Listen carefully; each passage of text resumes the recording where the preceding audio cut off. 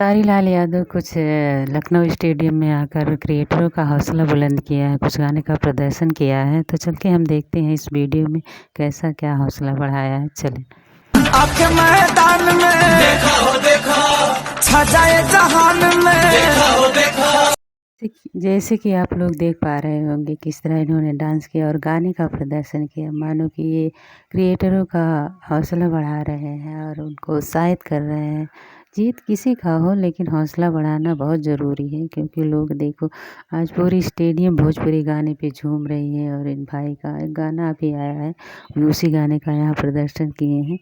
और ये भाई बहुत ही दिलेर आदमी हैं जो क्रिएटरों के और अभिभावकों का दिल जीत लिए हैं। आज इनको कौन नहीं जानता, बच्चा बच्चा जानते हैं खेसारी लाल यादव को। तो इनके जो डांस के तरीके हैं वो भी अलग अंदाज में हैं और इनके गाने के तौर तरीके भी बहुत अच्छे हैं। तो इन्होंने आज यूपी और बिहार के क्रिएटरों का हौसला बढ़ाते हुए उन्होंने 2 लाइन गाने भी गाए और डांस भी किए, साथ साथ पूरे स्टेडियम को भी नचाया। तो इस भाई के लिए आप लोगों के दिल में क्या है हमें कमेंट में बताएं।